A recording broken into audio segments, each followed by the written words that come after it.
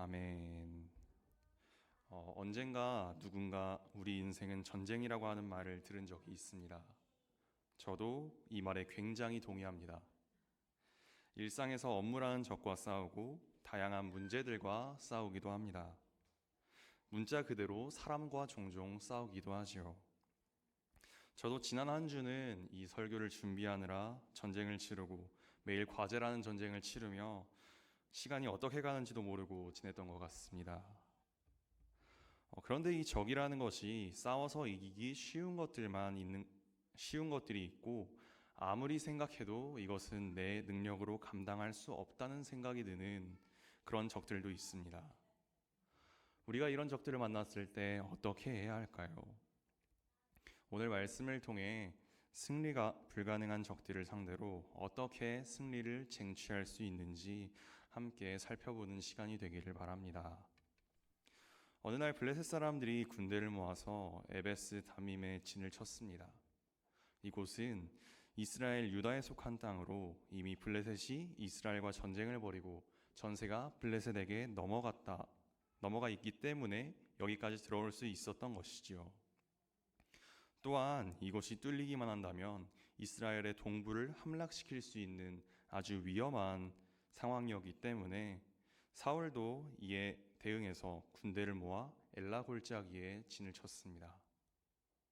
그리고 블레셋이 이스라엘을 공격하기 위해 자신들이 진을 치고 있던 곳을 떠나 이스라엘과 골짜기 하나를 사이에 두고 대면하게 되었습니다. 여기서 이 골짜기는 정확하게 이야기를 하자면 우리가 생각하는 그런 완만한 경사가 아니라 아주 깊은 협곡이었습니다. 만약에 상대를 공격하기 위해 이 협곡을 건넌다면 건너는 동안 상대방이 공격을 했을 때 방역의 여지도 없이 큰 피해만 입을 가능성이 높기 때문에 서로 마주보고 있지만 함부로 전면전을 벌이기 위해 나서지는 못하는 그런 상황이었을 겁니다. 이렇게 두 진영이 대치를 하고 있을 때 블레셋 진영에서 한 사람이 나와 싸움을 돕는 겁니다. 그 사람의 이름은 우리가 잘 알고 있는 골리앗이었습니다. 골리앗의 외형은 키가 6규빗하고도 한 뼘이라고 이야기합니다. 이걸 환산하자면 정확하게는 알 수 없지만 못해도 270cm는 넘는 거대한 키라는 걸 알 수 있습니다. 그런데 이 키만 큰 것이 아니라 노투구를 쓰고 비늘 갑옷을 입었는데 이 갑옷의 무게가 5,000세겔로 환산하면 약 55kg 정도이고 메고 있는 창의 무게는 600세겔로 약 6kg으로 무장한 것들만 합치면 60kg이 넘는 그런 장정이었습니다.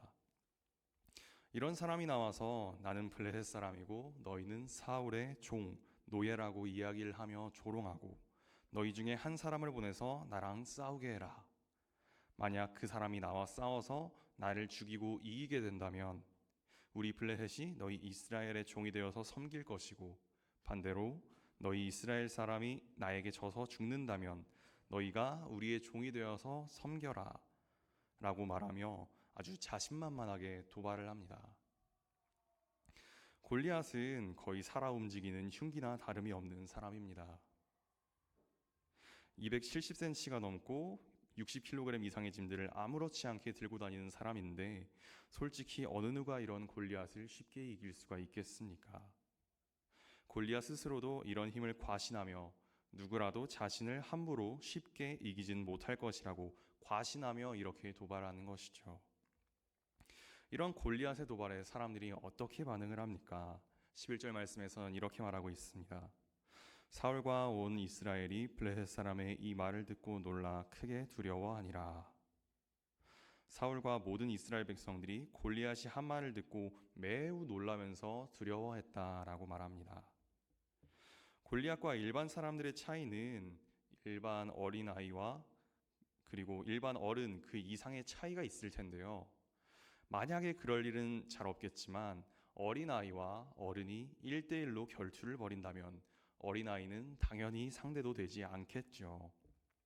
아이가 아무리 뛰어난 기술이 있다고 하더라도 절대적인 신체적인 능력의 차이로 인해서 밀리기 때문에 웬만한 기술은 절대로 통하지 않을 것입니다. 마찬가지로 아무리 일반 사람이 뛰어난 기술을 갖고 있다고 해도 절대적인 신체 능력에서 밀리기 때문에 골리앗의 상대가 되지 않을 가능성이 높을 뿐더러 골리앗은 블레셋을 대표하는 장수였습니다. 어디 가서 기술로도 밀리진 않을 사람이란 말이죠. 그렇기 때문에 모든 이스라엘 사람들이 두려워하며 나서지도 못하고 심지어 도망가기도 하는 겁니다. 골리앗은 이런 식으로 이른 아침부터 나와서 저녁 때까지 군대에게 도발하기를 40일 동안을 반복했다고 합니다. 전쟁이 소강 상태라는 뜻이지요. 이스라엘 측에서 골리앗을 상대할 사람을 뽑아 내보내지도 못하고 있는 상황이고, 블레셋이 이스라엘에게 선제 공격을 해서 전면전을 벌일 수도 없는 그런 이러지도 저러지도 못하고 있는, 대치하고 있는 상태가 이어지고 있는 겁니다. 이 전쟁터에는 다윗의 형들도 있었습니다.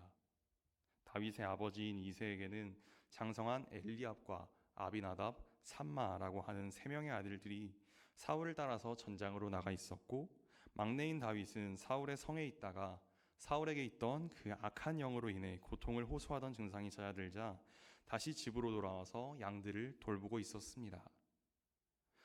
그런데 군대가 40일간 대치를 하고 있다면 군인들도 사람이니까 뭔가를 먹어야겠지요.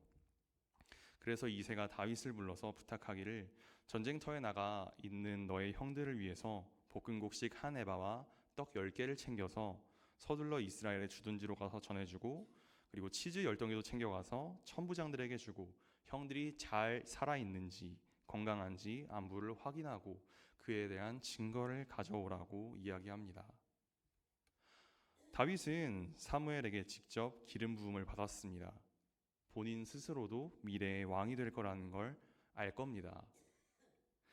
사람이 권력이 생기면 마음이 조금 교만해지고 내가 이런 사람이다, 사람들에게 좀 드러내고 싶을 수도 있겠죠. 심지어 사울에게 수금을 연주하기 위해 사울의 성에서도 살고 있었습니다. 성에서 그냥 수종도 아니고 사울이 지극히 아끼는 종이었습니다. 아마도 더 각별하게 다윗을 아껴서 더 좋은 것들을 먹이고 더 좋은 것들을 입혔겠지요. 성에 있으면 얼마나 호화로운 것들을 누리면서 지낼 수가 있었겠습니까? 그런데 사울의 병세가 나아지자 원래 양들을 치는 일을 하기 위해 집으로 돌아갔습니다. 집으로 돌아와서도 다윗은 변하지가 않았습니다. 성실하게 가축들을 산으로 들로 데리고 다니면서 풀을 뜯어 먹게 하며 돌봤습니다. 이러던 와중에 이새가 갑자기 심부름을 시키는 겁니다. 솔직히 다른 종들을 보내서 해결을 해도 될 만한 일입니다. 그런데도 굳이 아버지는 다윗을 집어서 시킵니다. 다윗은 어떻게 했을까요? 20절 말씀 제가 읽겠습니다. 다윗이 아침에 일찍이 일어나서 양을 양지키는 자에게 맡기고 이새가 명령한 대로 가지고 가서 진영에 이른즉 마침 군대가 전장에 모여서 싸우려고 고함치며. 아멘. 다윗이 새벽 일찍이 일어나 가축들을 지키는 사람들에게 맡겨놓고 이새의 말대로 순종을 해서 짐들을 챙겨 전장으로 향했습니다. 그렇게 다윗이 아버지의 말을 따라 전장으로 내려가자 양쪽 측의 군인들이 싸우기 위해 소리를 지르며 서로 대치하고 있는 상황입니다. 다윗은 다급해져서 가지고 온 짐들을 짐 지키는 사람들에게 맡겨놓고 형들이 있는 곳으로 달려갔습니다. 그 전장에서 형들이 어디에 있는지 혼자 찾기는 힘드니 당연히 사람들에게 또 물어봤겠지요. 다윗이 그렇게 사람들과 이야기를 나누고 있을 때 전장에서 이스라엘 군대를 조롱하고 도발하는 소리가 들려옵니다. 골리앗이 나와서 이전과 같이 이스라엘 백성들을 도발하고 있었던 것이지요. 하지만 아직까지도 이스라엘 백성들은 골리앗에게 맞설 생각도 하지 못하고 두려워하며 도망치기가 바빴습니다. 이런 상황을 벗어나기 위해 사울은 누구라도 골리앗과 싸워서 이기는 사람은 많은 재물을 줘서 부하게 하고 사울의 딸과 결혼할 수 있도록 해주며 세금을 면제해 주겠다고 합니다. 여기서 히브리어 성경에서는 그 아비의 집, 다시 말해 그 사람의 가문이 이스라엘 안에서 자유롭게 해주겠다라고 말하는데요. 여기에 쓰인 히브리어 표현은 데리고 있는 종이나 노예를 자유롭게 풀어준다는 것을 의미합니다. 이스라엘의 왕이 세워지면서 모든 백성들은 각자 세금을 내고 왕의 명령에 절대적으로 복종해야 했습니다. 왕의 종, 조금 강하게 말하자면 왕의 노예가 된 것이죠. 그런데 골리앗을 쓰러뜨리면 왕의 종으로서 억압당하는 모든 것에서 자유롭게 풀어주겠다고 말하는 것입니다. 골리앗과 싸워서 쓰러뜨리기만 한다면 엄청난 부와 명예, 자유까지 얻을 수가 있다는 것이죠. 다윗도 골리앗이 도발하는 이 이야기를 들었습니다. 그리고 백성들에게 저 블레셋 사람을 죽여서 이스라엘의 치욕을 제거한 사람들에게 어떤 보상을 줄 것이냐고 물어봅니다. 다윗은 골리앗을 쓰러뜨리고 받는 보상을 왜 물어보았을까요? 다윗은 기름 부음을 받아서 다음 왕자를 이어받을 것이 이미 내정되어 있었습니다. 앞서 말했다시피 다윗 스스로도 이 사실을 알고 있었겠지요. 아무것도 하지 않아도 가만히 있기만 해도 부와 명예가 자신의 손에 들어올 겁니다. 목숨을 걸고 골리앗과 싸워서 보상이나 명예를 얻을 생각이나 욕심을 부릴 필요가 없다는 말입니다. 심지어 이전까지 다윗은 사울의 궁전에서 살다가 다시 집으로 양들을 돌보기 위해 나왔습니다. 부와 명예에 집착하는 사람이라면 굳이 사울의 궁전에서 나와 집으로 돌아올 필요가 있겠습니까? 정말 다윗이 관심을 가진 것은 26절 후반부에는 이렇게 말합니다. 이 할례받지 않은 블레셋 사람이 누구길래 살아계신 하나님의 군대를 모욕하는가, 이렇게 말하고 있습니다. 이스라엘은 하나님의 언약을 받은 백성들입니다. 그러나 아무도 골리앗이 도발할 때 나서서 싸우는 자가 없었고 골리앗을 무찌르면 이러이러한 보상을 준다는 사실에만 관심이 있었습니다. 하지만 다윗은 하나님의 군대를 모욕하는 이 사실에 분노하고 있습니다. 이스라엘은 하나님께서 세우신 군대입니다. 하나님의 군대를 모욕하는 것은 곧 하나님을 모욕하는 것과 다르지 않습니다. 다윗은 골리앗이 어떤 사람이고 관계없이 하나님의 권위가 더 우선인 사람이었기 때문에 그런 다윗의 앞에서 하나님의 군대를 모욕하며 더 나아가 하나님을 모욕했기 때문에 또한 하나님의 군대라는 사람들이 하나님의 이름이 모욕당하는 것은 신경 쓰지도 않고 오직 명예와 돈에 집착하며 하나님의 명령을 전적으로 의지하고 나서지 못하는 이 연약함에 분노하고 있는 겁니다. 이렇게 대화를 하고 있는 와중에 다윗의 큰형 엘리압이 나타나 다윗에게 말합니다. 네가 돌보던 가축들은 어쩌고 이곳에 온 거냐? 네가 그저 싸움을 구경하기 위해 온 교만하고 그 악한 마음을 내가 알고 있다라고 이야기합니다. 다윗의 입장에서는 솔직히 좀 억울합니다. 아버지가 형들한테 먹을 걸 갖다 주라고 안부를 확인하고 오라고 시켜서 왔을 뿐인데 이 큰형이라는 양반이 네가 그냥 싸움 구경하고 싶어서 온 거 아니냐, 마치 다윗의 속을 다 들여다보고 있는 것 마냥 이야기하고 있습니다. 어릴 때 저도 이런 비슷한 일로 동생과 자주 많이 싸웠었는데요. 저희 형제는 다윗과 반대로 제가 아주 착한 형이기 때문에 동생을 절대 먼저 건드리지 않습니다. 그런데 동생이 제 속을 다 꿰뚫어 보는 것 마냥 자기 마음대로 생각을 하며 이야기를 하더군요. 그래서 네가 내 생각을 들여다보기라도 했냐? 왜 말을 그딴 식으로 하냐? 라고 말을 하며 정말 어마어마하게 치고받고 싸웠었습니다. 다윗 형제도 이렇게 당장 지지고 볶고 싸워도 이상하지가 않은 상황입니다. 그러나 다윗은 내가 뭘 했기에 그러냐? 내가 아무런 이유도 없이 왔겠냐? 이야기를 하고는 다른 사람을 붙잡고 또 다시 골리앗을 쓰러뜨리면 어떤 보상을 받게 되는지 물어보며 형과의 싸움을 피합니다.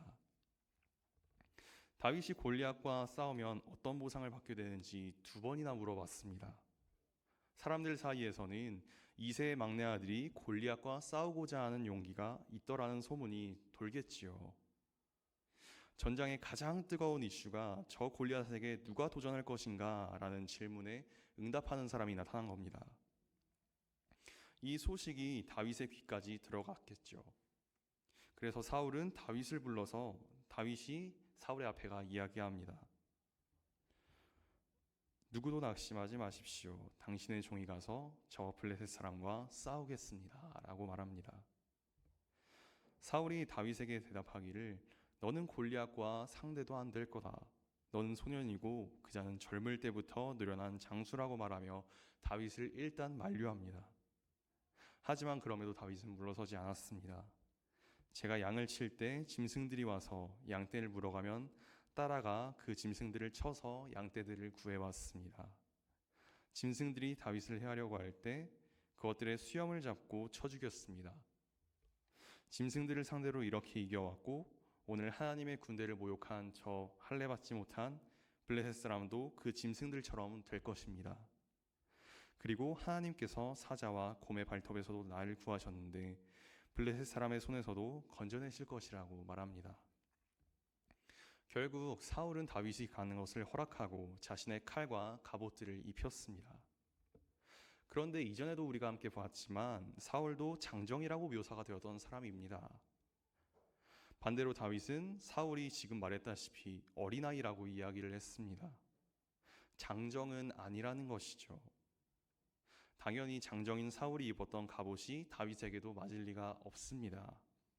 시험 삼아서 그것을 입고 몇 걸음 걸어보았지만 익숙하지도 않고, 그리고 다윗에게는 사울의 갑옷을 입고 싸우는 것 자체가 너무나도 버거운 행동이었습니다.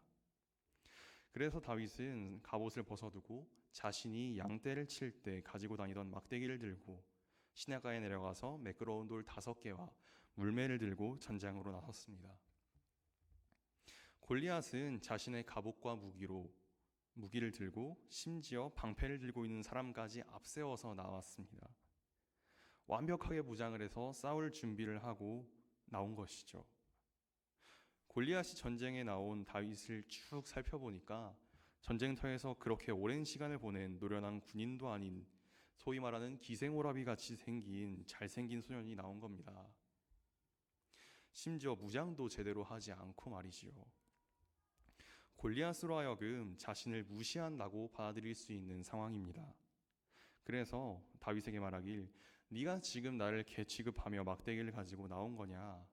내가 너의 그 살점을 공중의 새들에게 먹게 하겠다고 말하며 다윗을 욕하고 블레셋 신의 이름으로 저주를 퍼부었습니다. 그런 골리앗에게 다윗이 말하는데요, 우리 함께 45절 말씀 읽겠습니다. 다윗이 블레셋 사람에게 이르되 너는 칼과 창과 단창으로 내게 나아오거니와 나는 만군의 여호와의 이름 곧 내가 모욕한 이스라엘 군대 하나님의 이름으로 내게 나아가노라. 아멘. 너는 칼과 창으로 나에게 덤비지만 나는 여호와의 이름으로 나아간다라고 말합니다. 다윗은 하나님께 결과를 맡기고 확신을 가지고 골리앗에게 말합니다. 오늘 여호와께서 너를 내 손에 붙이실 것이니 네 시체뿐 아니라 블레셋 군대의 시체를 공중의 새와 땅의 짐승들에게 주겠다고 말이죠. 그렇게 둘의 싸움이 시작되고 골리앗이 거만한 마음으로 다윗에게 느린 걸음으로 천천히 나아올 때 다윗은 빠르게 움직여서 주워온 돌을 물매에 걸고 골리앗의 이마에 맞춰서 쓰러뜨렸습니다. 그리고 골리앗이 가지고 있던 칼을 꺼내서 골리앗의 목을 베어서 죽였습니다.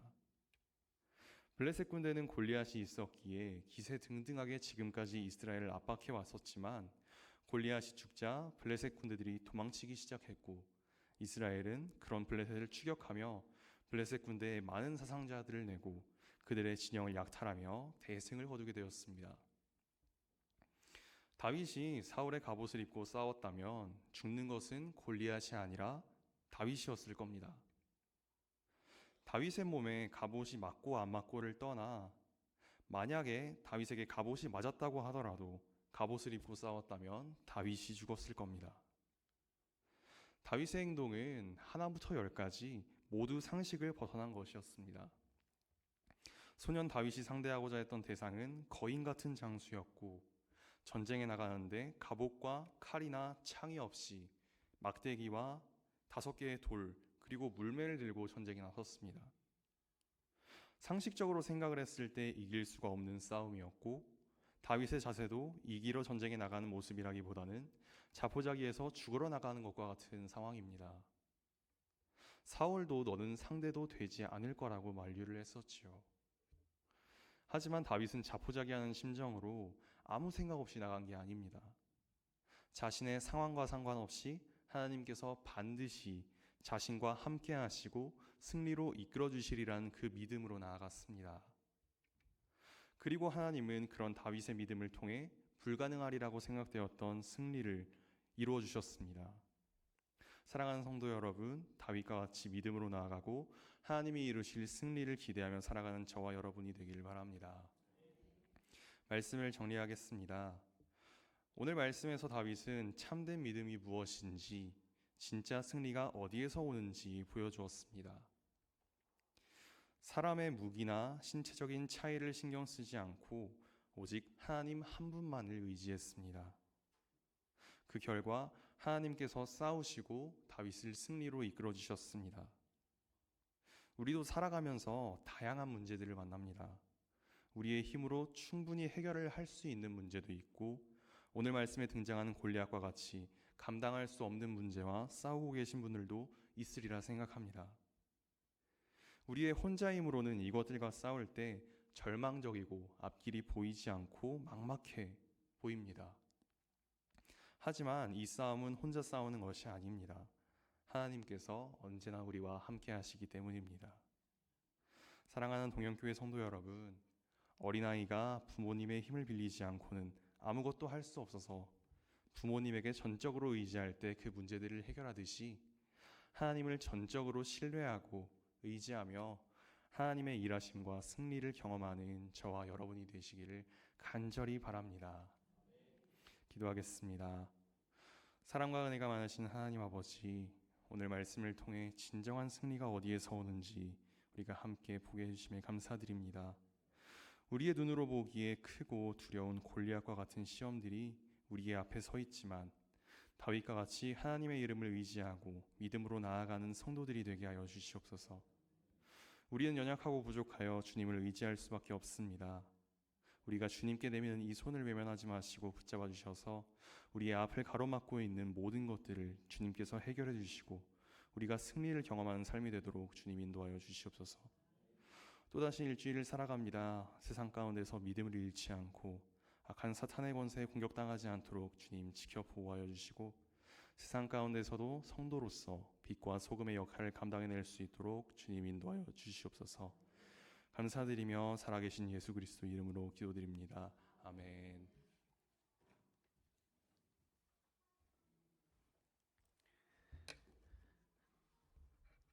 교회 소식을 알려드리겠습니다.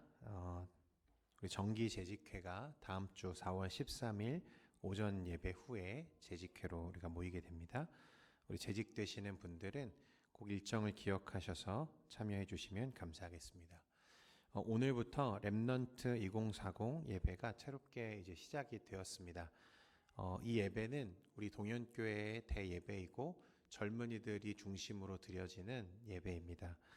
앞으로 그 예배를 통해서 우리 청년들과 젊은 세대가 다시 예배로 하나 되고 또 하나님 나라에서 또 거룩한 일꾼들로 잘 자라갈 수 있도록 계속해서 기도해 주시면 감사하겠습니다.